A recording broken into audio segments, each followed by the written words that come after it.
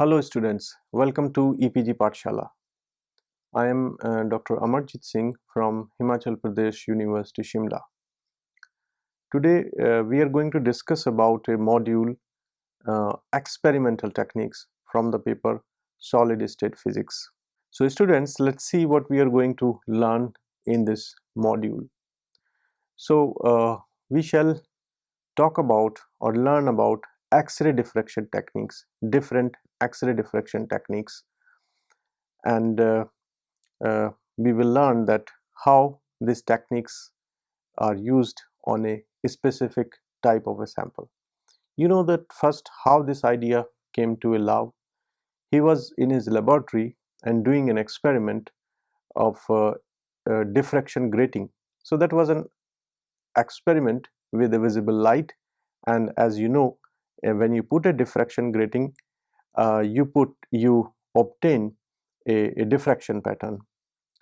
So this is diffraction grating is basically a film where you have a opaque and transparent, opaque, transparent, this kind of lines in a series, and or you can say these are the planes through which light can pass, or from the opaque region light cannot pass.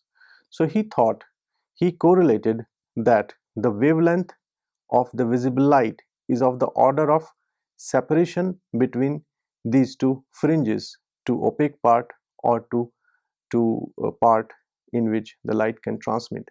So he had an idea that if we can have some radiation where its wavelength is of the same size as the atomic planes or interatomic distances, then we can basically see the X-ray diffraction pattern. So it took a long time afterwards, though, to brag and to really see the diffraction pattern. So in this chapter we will discuss this X-ray diffraction techniques. One is this Laue method. In Laue method we will discuss in reflection geometry as well as in transmission geometry.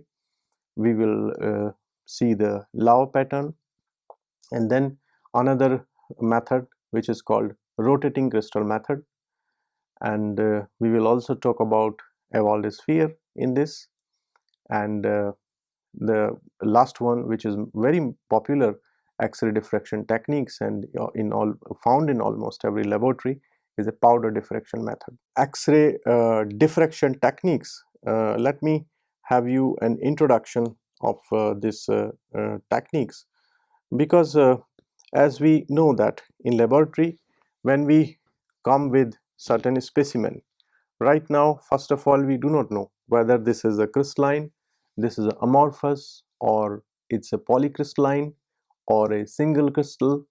So depending on the need, you need different experimental methods which are convenient for particular type of specimen.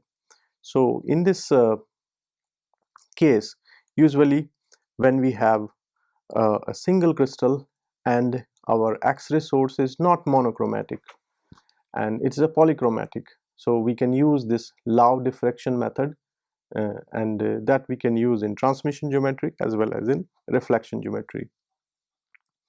And to find out the orientation of a crystal, let us say if you are handed a piece of crystal in the lab, just by looking at it you cannot know which is the A axis, B axis or C axis in the crystal, even if it is a single crystal. So you need to mount it on a diffractometer and you need to found its direction or orientation of axis. So that is done by rotating crystal method. And in third type, which is very convenient, is powder diffraction method. I mean, you can have a polycrystalline sample, you can powder it nicely, finely, and so that all orientations of crystal are available, and you can mount it on a goniometer. The source is usually monochromatic, actually monochromatic in this case, and you can vary the angle theta, or you can use 2D detector even. So we are going to discuss these techniques in details in the coming slides. X-ray diffraction techniques. So when we talk about X-ray diffraction, there are several methods and several ways in which an X-ray diffraction experiment can be performed. But these three which you see on this slide are quite popular techniques and known as a technique. So we have just shown them as a three different techniques of popular type.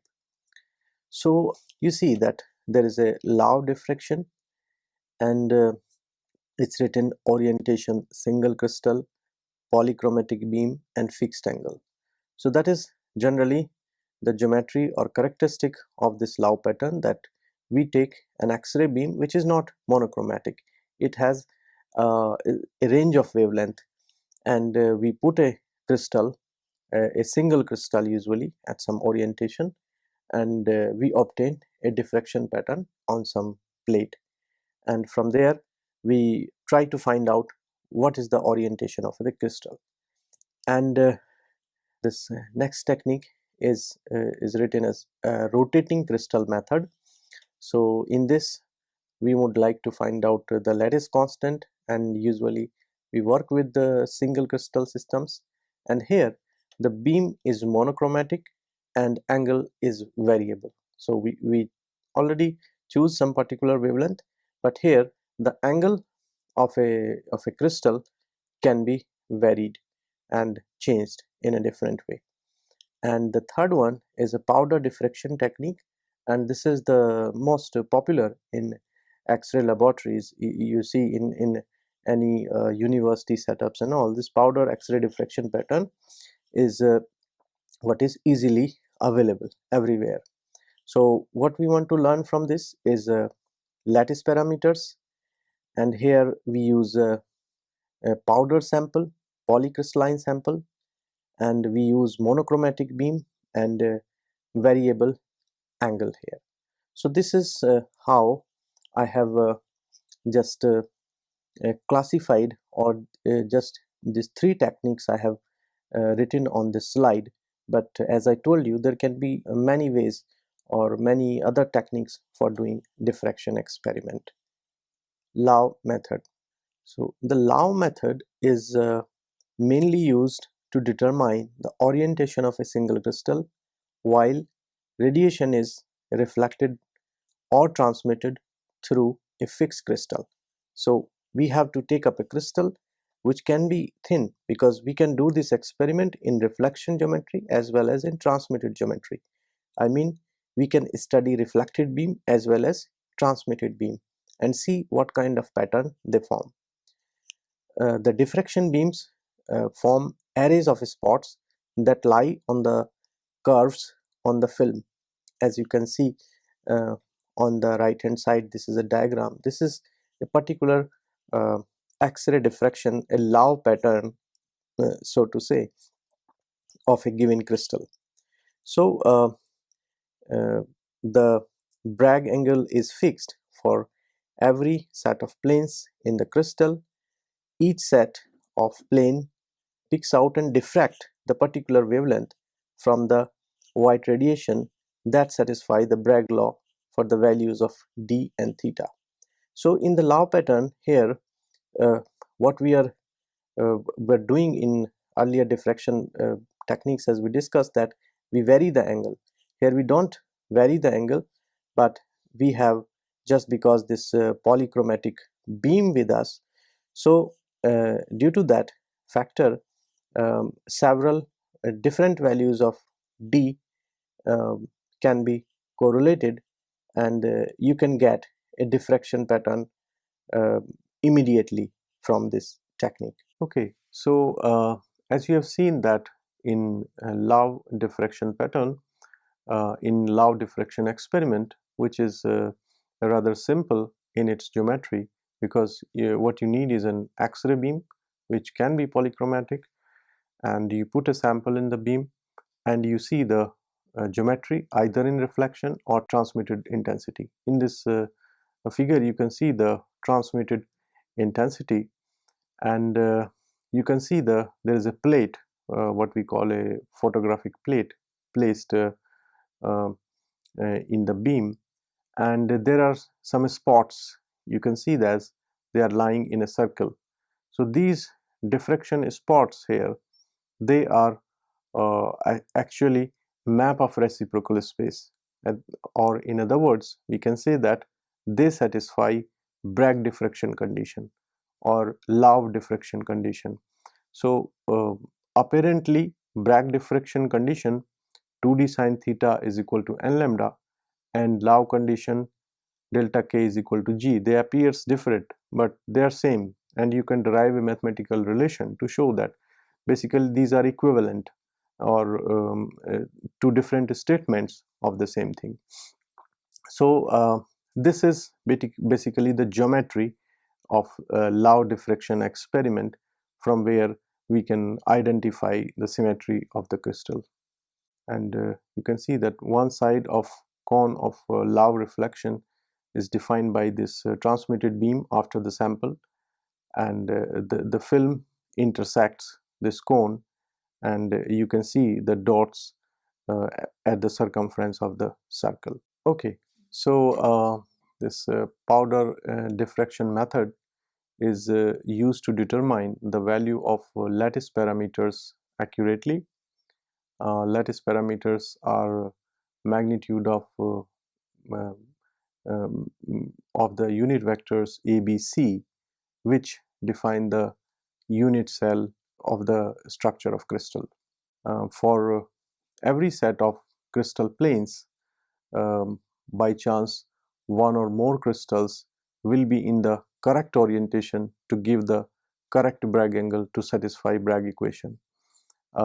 Every crystal plane is thus capable of diffraction. Each diffraction line is made up of a large number of small spots from each separate crystal. Each spot is so small to give the appearance of a continuous line. So that is what happens in powdered X-ray diffraction. So in a powder you have so many large crystallites that uh, all planes, all crystalline planes are basically accessible to us in this pattern. Laue pattern. So this is another example of a Laue diffraction pattern, where we have performed this experiment in a transmission geometry, and this pattern is perpendicular to the direction of X-ray beams. So you can see there are some spots which are arranged in some particular nice way, and this arrangement of these spots is basically a representation of a reciprocal space. We have already learned about reciprocal space, and that is a direct vision of this reciprocal space of a particular sample. This pattern also reflects the particular symmetry of a crystal. For example, if it's simple cubic or if it is a hexagonal symmetry, depending on that we will obtain this pattern, and from this pattern we can identify what kind of symmetry this sample will be having.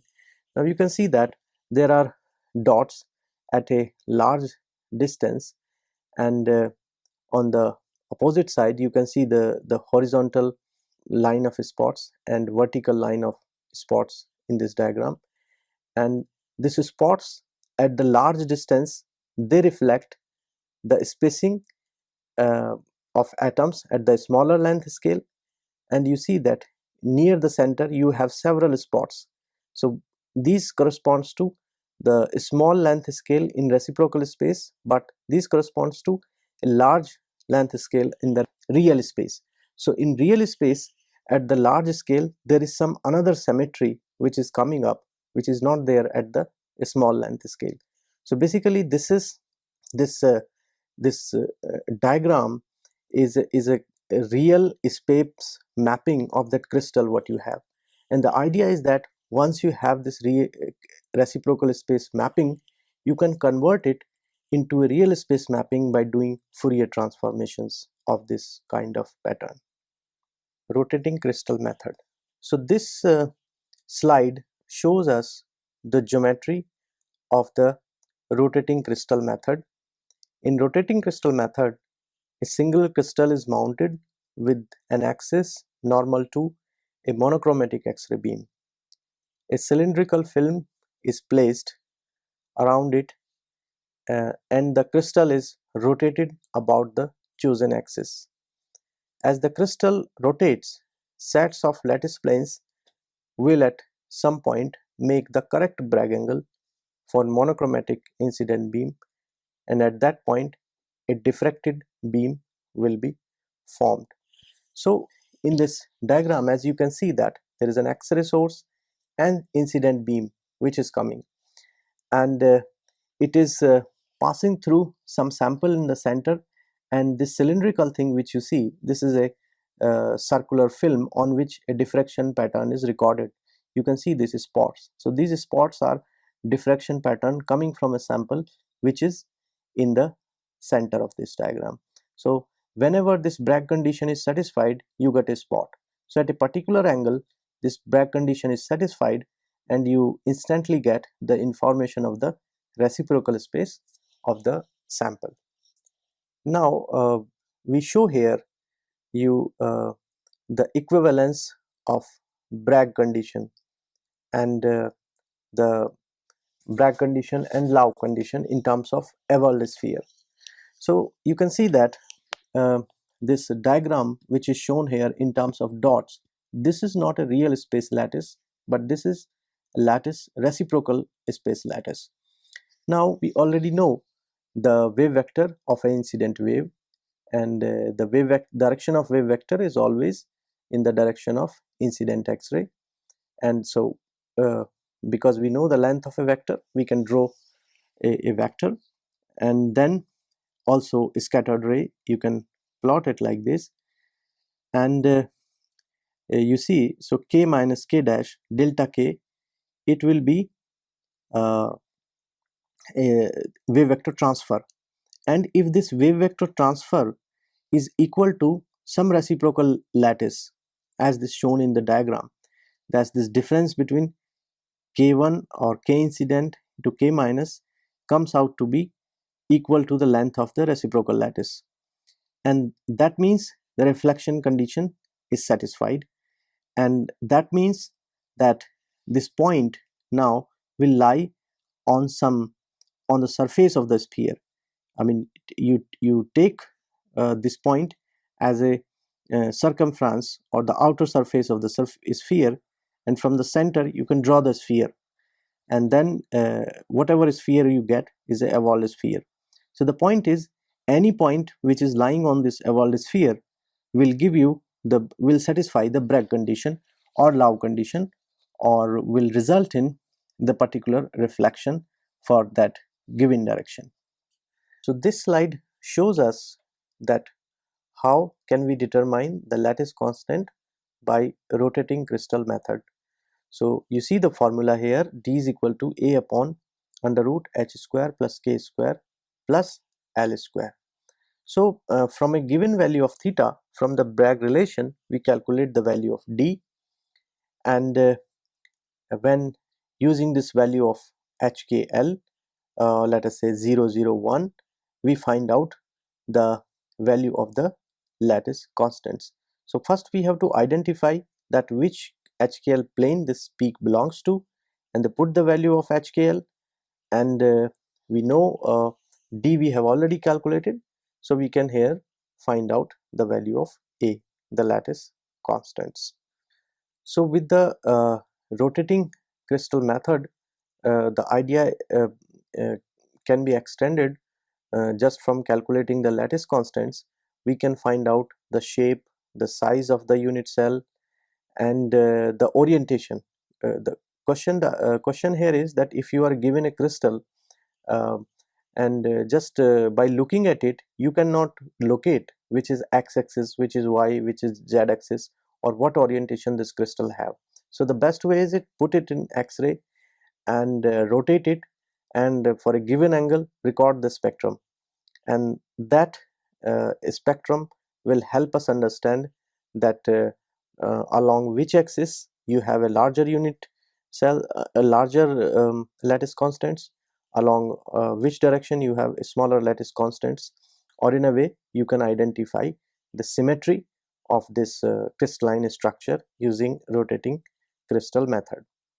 So the diffraction for a film is shown here. You can see the white spot, this is the direction of beam, and this black spots are the diffraction spot for a particular orientation. So now when you will orient the crystal in different way, you will get this diffraction pattern in a different way. Powder diffraction method. So this is the third method which I started with, and this is probably the most popular method in X-ray diffraction used, which is called powder diffraction method. So what is the meaning of the powder here? As you can see in the diagram on the right hand side, there are some crystallites which are there inside the circle. So these are crystals which have different orientations. So here powder basically means that the crystal system, the piece of crystal system which is under examination, which we are examining, is not entirely a single crystalline piece, but basically this is a set of different crystallites and they are oriented in different direction. So usually when we talk about crystalline materials, they are polycrystalline in nature, and that is what it means by polycrystalline, that they are powder in the form. They have small crystallites will have different orientation. A single crystal uh, would in a single piece can be defined with a single set of axes, and using the single translation vector one can go from one atom to another. But in polycrystalline sample, that translation symmetry is broken at the grain boundary. We cannot go there. So that is what it means. Though the sample, all crystals are made of same samples, but they have different orientation.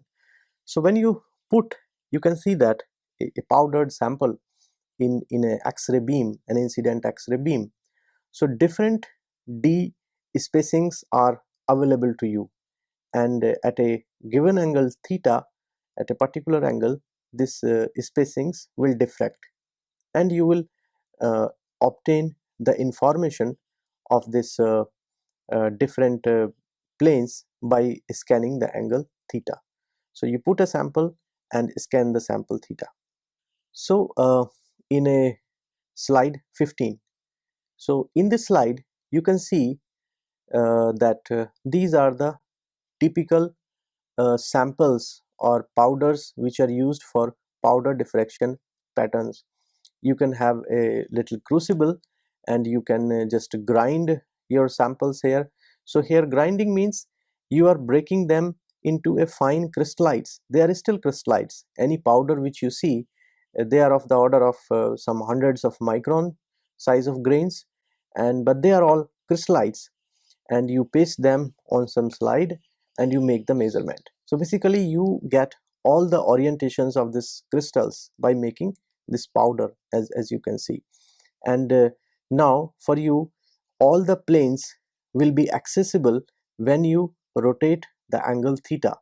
In case of single crystal, this is not possible. So students, let us summarize what we have learned in this module. X-ray diffraction is a non-destructive technique. Some of the uses of X-ray diffractions are um, differentiation uh, between crystalline and the amorphous materials. So I use the word here non-destructive. So non-destructive here means that when you expose the sample to the X-rays, it does not do any harm to the sample, but in certain cases it does if the sample is organic. So usually with the inorganic hard samples there is no harm, and we can understand if the sample is crystalline or amorphous just by if we are getting the diffraction peak or not. Then we determine the structure of the crystalline materials. First we knew that it is crystalline. Now we can find out which class of crystals it belong to, which kind of symmetry it belongs to. And we can also, the determination of electron distribution within the atoms and throughout the unit cell. That is also possible by fitting of this atomic form factor. We learned about atomic form factor, so through that we can also learn electronic distribution in atoms and molecules. And determination of the orientation of a single crystal. We can find out the orientation of a single crystal given to us, and we can determine the texture of polygrained materials, and we can also measure the strain in the samples and a small grain size, etc. So how to measure the strain? As you can see that if there is a certain interstitial vacancy and this causes a strain and at that location, or the plane can be slightly tilted, so that will cause a shape change in your diffraction peaks, and your peaks are not symmetric. So from the asymmetry you understand that in particular family of plane there is some distortion, strain, and so also you can find out the size of the grain, because the crystallite size are sometimes very small, of the order of nanometer. So then you can see that the constructive interference is not perfect in that case, and there is a broadening of the peak, and from there you can find out the size of small grains. Thank you.